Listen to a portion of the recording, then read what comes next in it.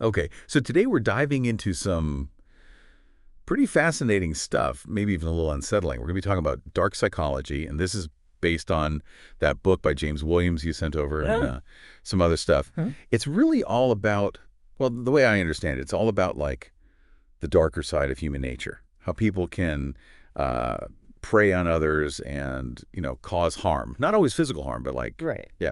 And it's kind of one of those things that you think, oh, this is really extreme, or yeah, this wouldn't apply to me. But Yeah, you'd think. you start looking at it and you realize that this stuff is way more common than you might think. Yeah. So I'm really curious to dig into this with you and sort of figuring, like, what are the basic facts about this whole dark psychology thing? Right.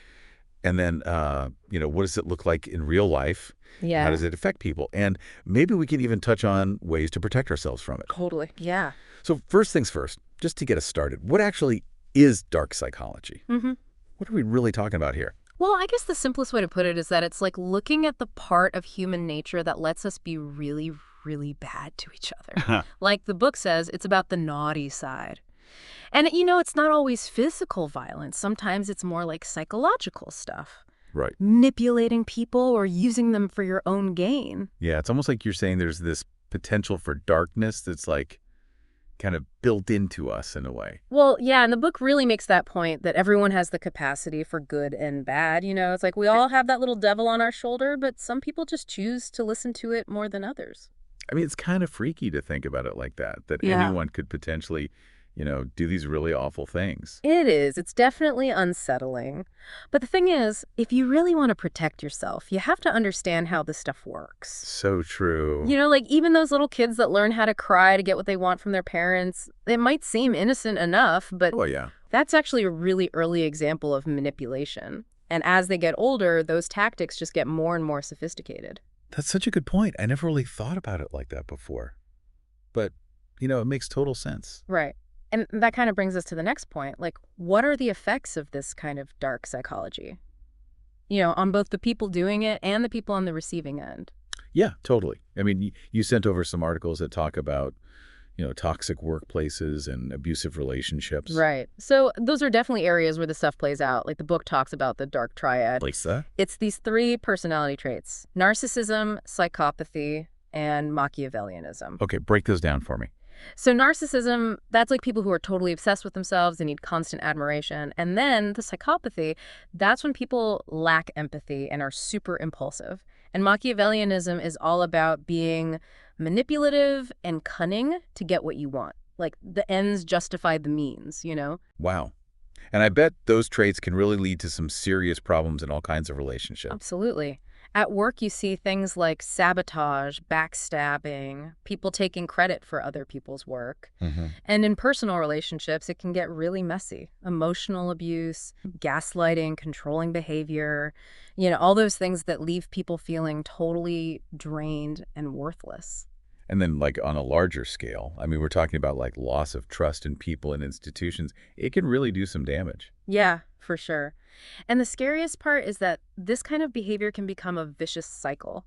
Like, victims of abuse can sometimes become abusers themselves, especially if that's the only model they've ever known. Right. It's almost like a learned behavior. Exactly. And there's this whole other concept in the book about snapping, where people just totally lose control. Oh, like road rage or something? It can be like that.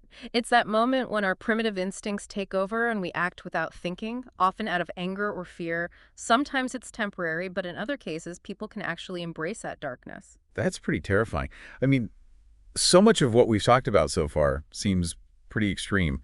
But how does all of this actually play out in everyday life? I mean, are we talking about just like straight up criminals here, or is there more to it? Well, that's the thing about dark psychology. It's not always so obvious. It can show up in these really subtle, sneaky ways that we might not even recognize at first. Like the book uses some really interesting case studies. Okay, like what?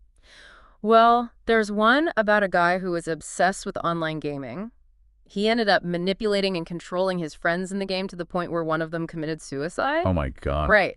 And then there's this other story about a woman who was in a really abusive relationship. Uh-huh. Her partner was physically and emotionally abusive, but he also isolated her from her friends and family, making her completely dependent on him. So messed up. It is.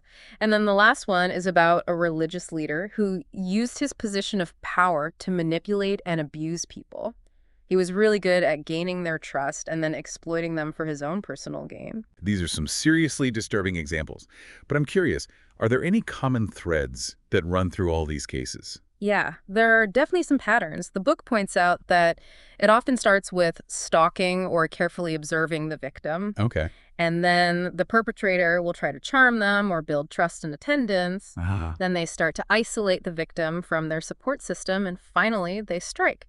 It's pretty chilling when you lay it all out like that. It really is. It makes you realize just how vulnerable we all are.